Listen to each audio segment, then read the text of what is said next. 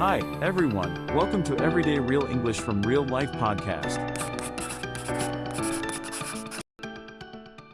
Welcome to Real English Podcast. I'm Brendy. And I'm Annie. Before we start, if you enjoy learning real English, please take a moment right now to like, subscribe, and share this with a friend. It really does help us grow our community. It may sound fast right now, and that's completely fine. Yeah. This is natural American speech. We'll go over it again later. For now, just relax. Today, we are doing a deep dive into a topic that I think affects almost everyone, New Year's resolutions. Oh, yeah. We're going to get into why they so often stop working and, what we can actually do to make changes stick. Especially for things like your English learning goals. Exactly. Have you ever started a new goal, like, say, studying English for an hour every single day, and you just feel completely unstoppable? Oh, for sure. That feeling of hope at the beginning of January is just so powerful. I remember one year I decided I was going to learn the ukulele. The ukulele, really? Yes. I bought it. I was so excited, and I promised myself 30 minutes every single evening, no exceptions. And I bet you started off really strong. You tell yourself, this year, this is the year I'm going to change everything. And that energy is great, but then, real life happens. Right? Your job gets busy. Maybe you get sick. You miss one day. And that's all it takes. For me, I missed 2 days with my own plan, and then I just see the ukulele sitting there in the corner. Oh, the guilt. So much guilt. I think I lasted maybe 3 days, max. It just faded. I think it's so important for everyone listening to know that this struggle is, it's completely normal. It really is. The data shows that only about 8 or 9% of people actually complete their resolutions. Only 8 or 9%. Wow. And it gets even more real. Almost half of people, 43%, they quit by the end of January. So if you're feeling discouraged, please know you are not alone. Not at all. We are all in this together. The problem isn't you.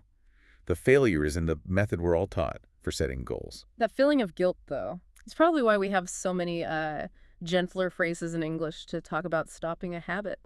That's a great point. We rarely use a harsh word like failure. Right. Our phrases are much softer. The simplest one you'll hear is probably, I gave up after a few days. Very direct. Or another really common one is just, it didn't last long. I use that one all the time. Okay, but here's one that is supernatural, especially for a routine. We say, I fell off after a few days. I fell off. I like that. It sounds much less intense than saying I failed. Exactly. It just means the routine stopped. You broke the chain. That's it. And what about that feeling of just struggling to keep going? For that, you'd say, I couldn't stick with it. That really captures the effort. Like, you tried, but it was just too hard to continue. Right. And sometimes that big energy you start with just slowly disappears. Like a fire going out. Yeah, exactly. For that, we use the phrase, it fizzled out. It fizzled out. That's perfect. The excitement just gone. And finally, when people are being honest and maybe a little funny about it, they'll just say, yeah. Classic New Year's resolution. Totally. Okay, so now that we know the language, let's just pause and practice one of those key phrases together. Repeat after me. I fell off. Pause. Let's do another one. This is a really good one. Repeat after me. I couldn't stick with it. Pause. So, all this language is great for describing what happens, but it makes you wonder. Yeah. Why does the enthusiasm just vanish so fast? Let's get into the big traps. The first one, I think, is that our goals are almost always just too big. Too ambitious, yeah. Yeah. We set these totally unrealistic standards for ourselves. Like, I will run a marathon, or I'll exercise every single day for an hour. Or for English, I will learn 20 new vocabulary words every single morning. These massive goals, they create so much friction. You have to use so much energy just to decide to start. And when a goal is that big, one tiny setback feels like a catastrophe. Right. So you plan to study for an hour, but you only have 10 minutes. And your brain just goes, well, the hour is ruined, so the whole thing is ruined. And you quit. Because you couldn't be perfect. The second huge trap is relying on motivation. We think of willpower as this constant source of energy. But it's not.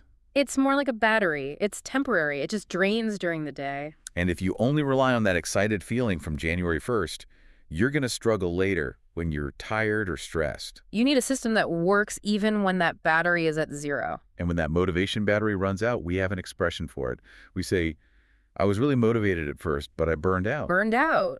That means you just used up all your energy way too quickly. Pushed too hard, too fast. Let's practice that one. Repeat after me. I burned out. Buzz.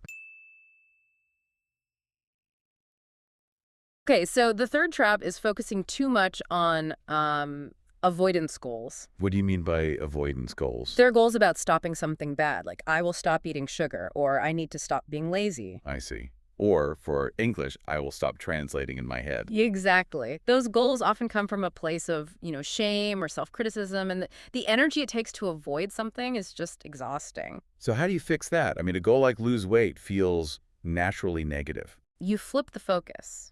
Instead of avoiding something negative, you focus on starting something positive. It's an approach goal. Yes. So instead of, I will stop translating in my head, You would say, I will try to use 2 new English idioms in a conversation this week. perfect. Or, I will eat 1 piece of fruit with breakfast every day. You're building something new and positive. Okay, so we know why resolutions fail.